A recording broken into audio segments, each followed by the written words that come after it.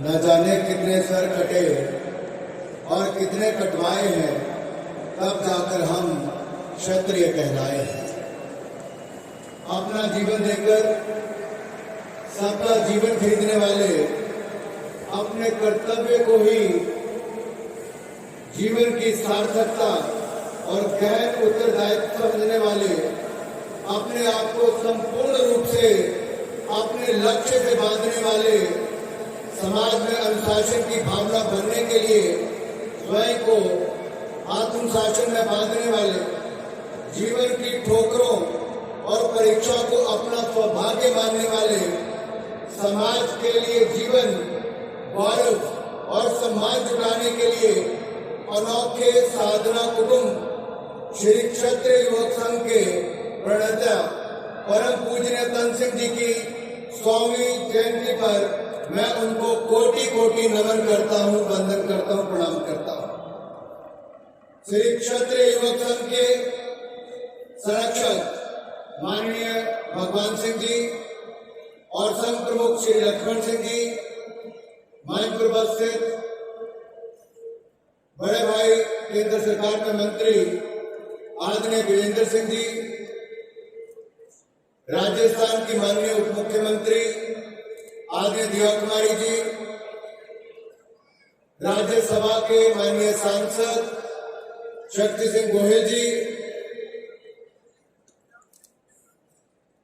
इस विशाल सभा में उपस्थित विभिन्न राज्यों के माननीय मंत्रीगण, पूर्व मंत्रीगण, सांसदगण, विधायकगण और अनेकों अनेक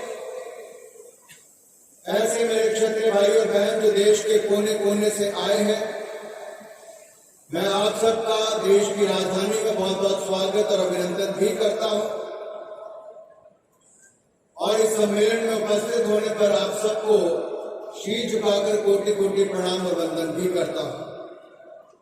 जिस संघ की वैचारिक नींव मात्र 20 वर्ष की आयु में एक छात्र द्वारा अपने छात्रावास में रखी गई हूं और उसका देश की राजधानी दिल्ली में इतना बड़ा सम्मेलन देखकर मेरे हृदय को अति प्रसन्नता हो रही है।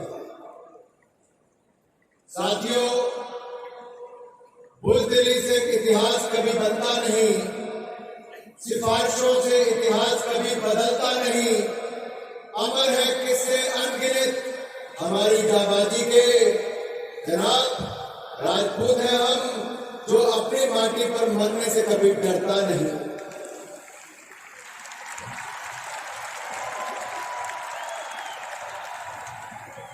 क्षत्रिय समाज वास्तव में देश और समाज की रक्षा करने के लिए सदैव समर्पित रहा है। यही कारण है कि जब क्षत्रिय शस्त्र उठाते हैं तो केवल अपनी रक्षा करने के लिए नहीं, वरन देश और समाज की रक्षा करने के लिए उठाते हैं। महाराणा प्रताप ने अपनी लड़ाई क्षत्रियों की रक्षा के लिए नहीं, वरन समाज की रक्षा हेतु लड़ाई लड़ी थी। न्याय और धर्म की रक्षा करना ही क्षत्रिय धर्म है। महलों को छोड़ रणभूमि में जीवन बिताया है, तब जाकर क्षत्रिय होने का गर्व पाया है, गौरव पाया है।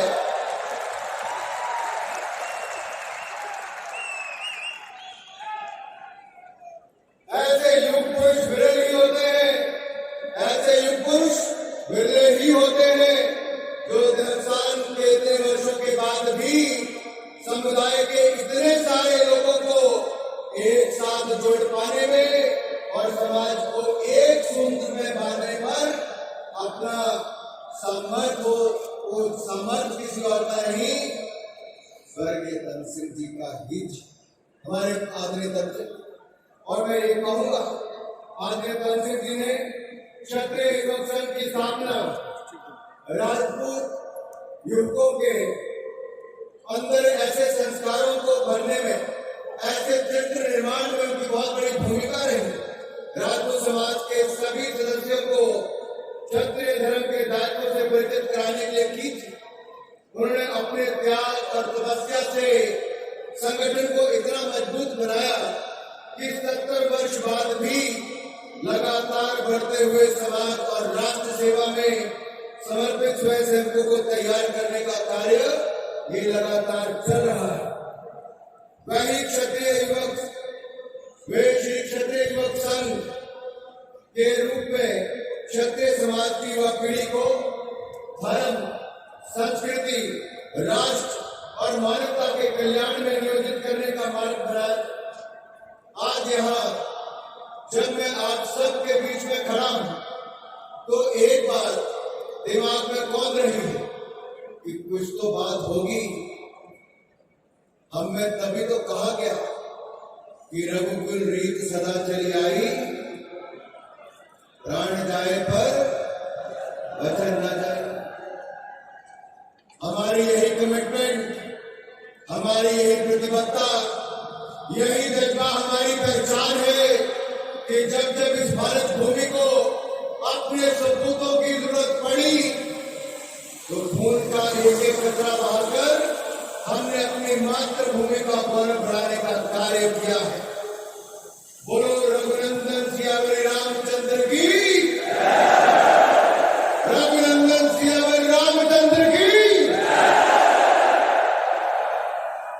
साथियों, क्षेत्र होना भारत, क्षेत्रीय होना भारत की बात है। वास्तव में क्षत्रिय भी एक धर्म है।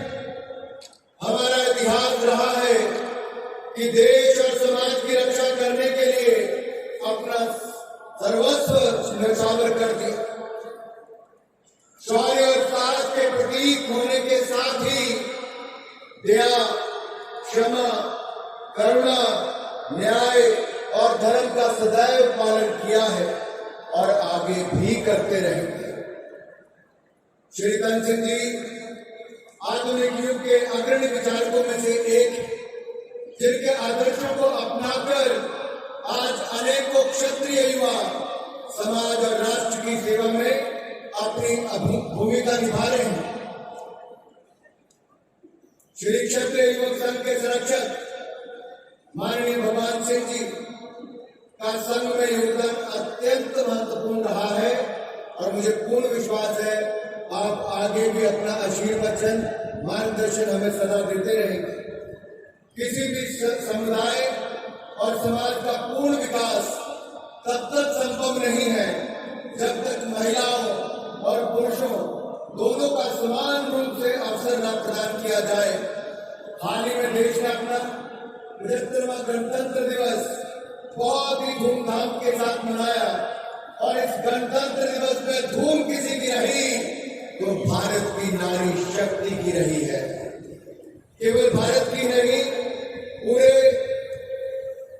विश्व के लोगों ने ये देखा कि किस तरह से भारत की बेटियों ने थल, जल, नभ और अंतरिक्ष में लोहा मनवा रही। हमारी तीनों सेनाओं के अग्रिम मोर्चों पर देश की बेटियां हैं। नारी सशक्तिकरण के इस अहम पहलू की गूढ़ता को समझते हुए श्री भगवान सिंह जी ने संघ के प्रशिक्षण और मूल्यों को महिला और बालिकाओं तक पहुंचाने का कार्य किया है। बालिकाओं के बीच आपने जाकर जो चौमुखी विकास के लिए प्रशिक्षण शिविर लगाने शुरू किए वो अत्यंत प्रशंसनीय है। क्षत्रिय धर्म क्या है? श्री राम और गौतम बुद्ध जैसे क्षत्रिय वर्ण के वीरों ने कौन से धर्म का पालन किया था? वह धर्म था सत्य के मार्ग को सदैव प्रकाशित करने का, न्याय पथ को सदैव दैवल्यमान रखने का, समाज और राष्ट्र हित में अपनी क्षमताओं का सकारात्मक उपयोग करना ही क्षत्रिय धर्म है। और क्षत्रिय युवक संघ द्वारा युवकों को ऐसे पथ पर चलने के लिए प्रेरित करने का कार्य अत्यंत सराहनीय और प्रशंसनीय है। अपने लक्ष्य की प्राप्ति के लिए कर्म करते रहना ही क्षत्रिय धर्म है। महाभारत के रण में जब अर्जुन ने अपने परिजनों के समक्ष युद्ध करने में असहज प्रतीत हुए तब भगवान श्री कृष्ण ने सलाह दी थी। कर्म करना देश के युवाओं के लिए इसलिए ही अत्यंत महत्वपूर्ण है और युवाओं की राष्ट्र निर्माण में योगदान और भी महत्वपूर्ण आज के समय है, जब हम अमृत काल से स्वर्णिम काल की यात्रा में जाएंगे। अगले 25 वर्षों में भारत को विकसित भारत बनाने का लक्ष्य लेकर जाएंगे। तो श्री तन सिंह जी ने इसे इतने वर्षों पूर्व ही पहचान लिया था। भारत जिसे युवाओं का देश कहा जाता है, जिसकी शक्ति देश के युवाओं में निवास करती है, उसके उज्जवल भविष्य और भारत को लक्ष्य प्राप्ति के लिए ये कार्यभार भी उन्होंने देश के युवाओं पर ही बांट डाला था। और श्री तन सिंह जी ने अगर इतने वर्ष पहले जान लिया था, तो आज के युवाओं को आगे जान लेना चाहिए कि भारत को अगर विकसित भारत बनाना है तो तन सिंह जी के दिखाए रास्ते पर हम सबको अगले 25 वर्षों तक एक अहम भूमिका निभानी है। और माननीय प्रधानमंत्री नरेंद्र मोदी जी ने भी बार बार राष्ट्र निर्माण के लिए युवाओं के सशक्तिकरण पर बल दिया है। उन्होंने कहा है, युवा शक्ति परिवर्तन की वाहक है और परिवर्तन की लाभार्थी भी है। युवा सशक्तिकरण सदा मोदी सरकार की प्राथमिकता रही और इसीलिए 31 अक्टूबर 2023 को सरदार पटेल की जयंती पर प्रधानमंत्री नरेंद्र मोदी जी ने माई भारत संस्था को देश के सामने रखा। ये माई भारत एक डिजिटल प्लेटफॉर्म है स्वयं सेवा के भाव को आगे बढ़ाने के लिए और आप में नेतृत्व निर्माण की क्षमता इसको बढ़ाने के लिए इस संस्था को बनाया गया है। मात्र 3 महीने के अंदर 1.5 करोड़ से ज्यादा युवाओं ने माई भारत पर ऑनलाइन जाकर सदस्यता ग्रहण की। आज वो राष्ट्र निर्माण में एक अहम भूमिका निभा रहे हैं। मेरे युवा साथियों, युवा विकास और युवाओं के नेतृत्व में विकास के लिए हर तरह से प्रयास हम लोग केंद्र से लेकर राज्यों में कर रहे हैं।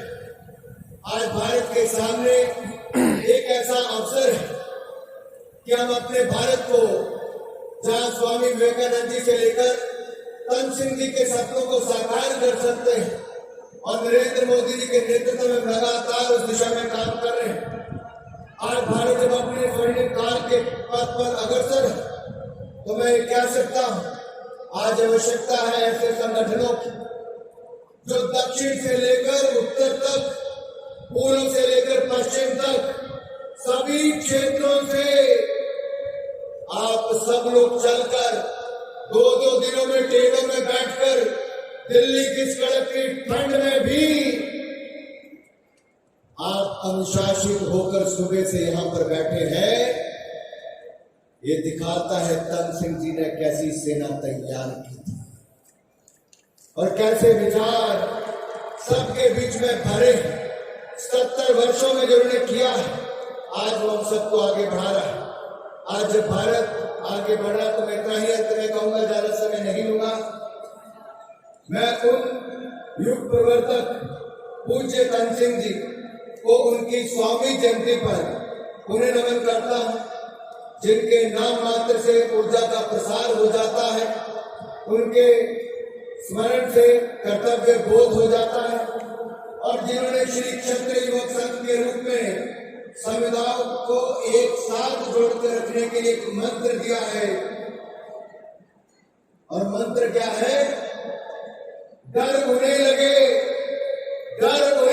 जिनके कर्मों में दाग है। हम तो राजपूत हैं, हम तो क्षत्रिय हैं, हमारे तो खून में भी आग है। आप सबने मुझे यहाँ पर निमंत्रण दिया, बोलने का अवसर दिया। मैं अपनी ओर से एक बार फिर आप सबका आभार करते हुए आप सबका धन्यवाद करता हूं और तन सिंह जी को कोटि-कोटि प्रणाम करता हूं। जय हिंद, जय भारत, जय क्षत्रिय। आभार माननीय अनुराग।